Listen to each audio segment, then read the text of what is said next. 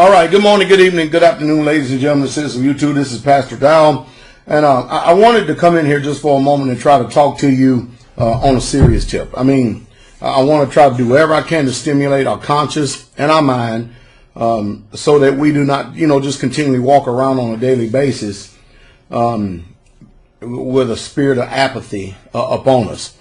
But I want to ask a question. I do want to ask a serious question.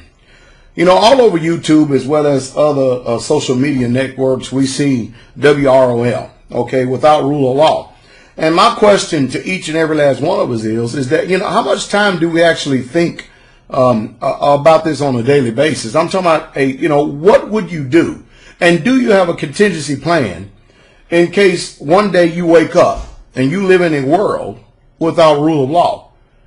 Have you ever really thought about that? Because when we look at the social unrest that we're dealing with here today, we look at the economic instability. There's nothing at all that we can trust in. We found out that from cradle to grave, we live under an illusion of what you call freedom. We've been lied to, and they make laws and they pass those laws.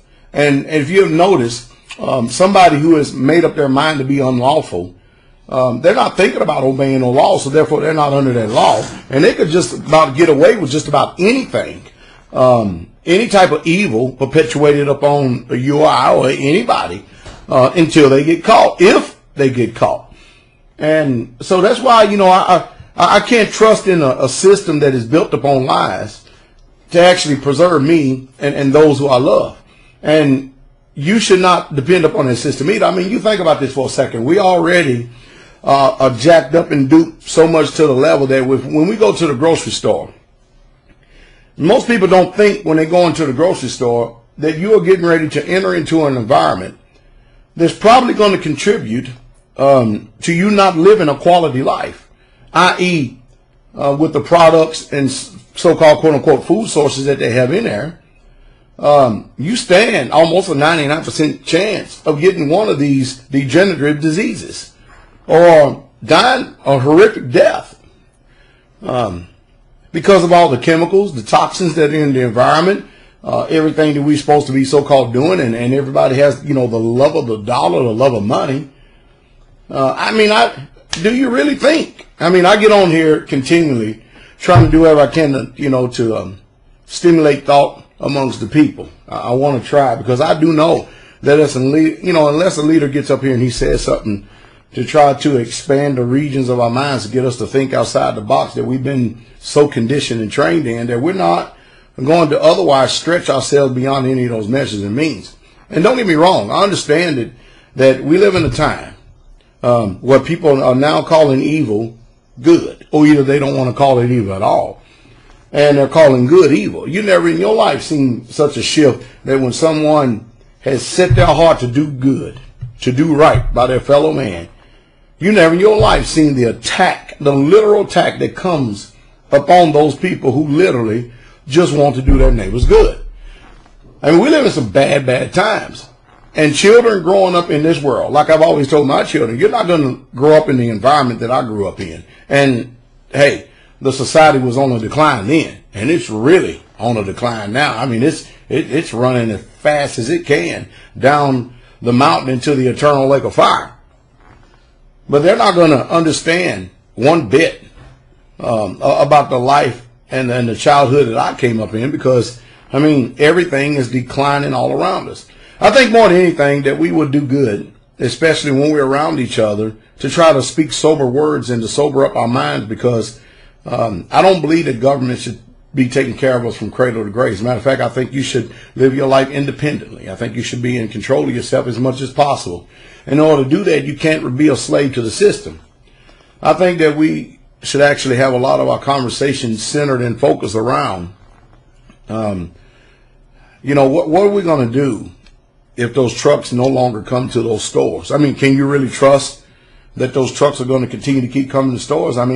So many times here, especially in the last few years, people believed that they were going to be able to hold on to their jobs because their jobs bought them and afforded them the lifestyle that they were able to live. And the majority of these people found out that since they did not take any thought for the future and did not prepare for the future, now they're suffering real hard for it. You know, that's one thing about preparation. When you prepare and you have a mindset to be prepared, if things never go awry, if they never go wrong, you're always ready. Isn't that beautiful? But then on the other side, if you never do anything to prepare for anything and you just assume that this society as well as this nation is going to continue to keep functioning the way that it always has, and you can see it morally declining, you see the spiritual decay, you see the corruptness that's in the government all across the board, and you see what they're doing to the food supply and the system and stuff, you never prepare. It's going to be a painful thing.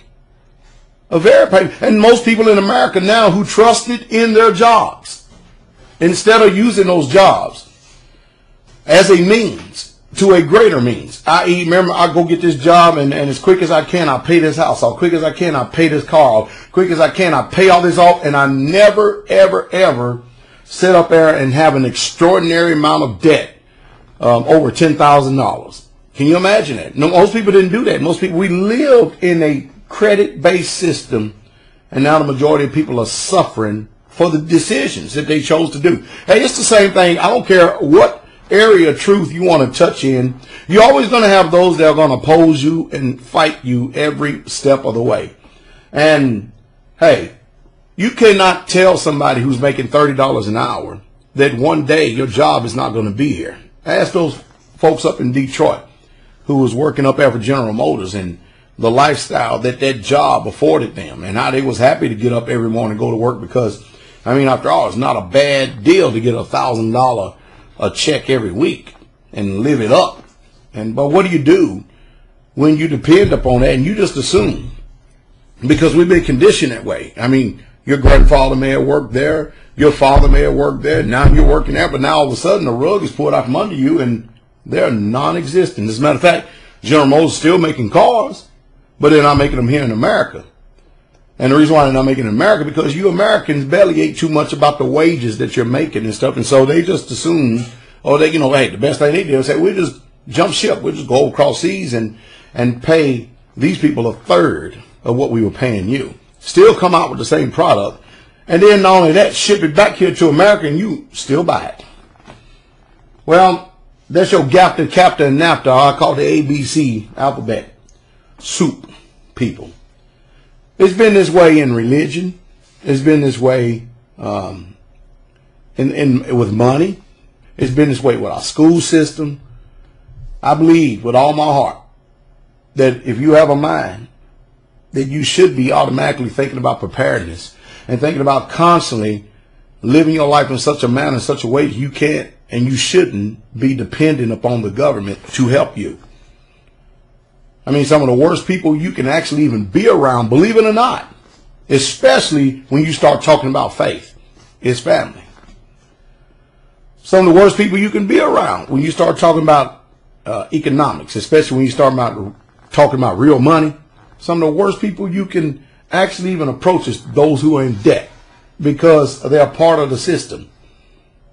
And, hey, look, the military is even, you remember there was a time during this past decade that they was actually, taking everybody who they could get to come into the army. And now they're very selective about who they let in now. You know why? Because the military pays very well, a whole lot. I mean, I remember seeing not too long ago a guy who's a sergeant wanted his pay stub, and I said, man, I never made that kind of money when I was in. And they adjust according to the economy. But, when you look at all these videos that Hollywood and everybody brings out and stuff, old movies like Braveheart, that's one that I really talk about more than anything. Or Tears of the Sun, to see what's really, truly going on.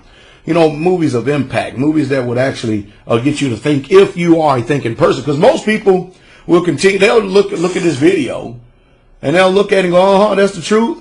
And then they'll leave from it with no thought whatsoever at all, as if nothing ever happened at all. Nothing at all. Because I'm not the one that can open your understanding. It takes the spirit of truth in order to do that.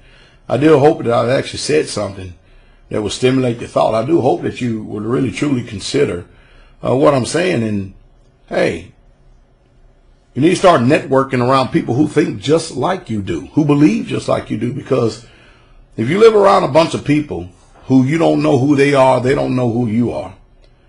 And of course, coming from my perspective, if they don't serve the same Yahweh that I serve, the same Father that I do, and I know that Christians don't do that. I don't care what they say. They do not serve. We do not serve the same Creator. And that's just a fact. You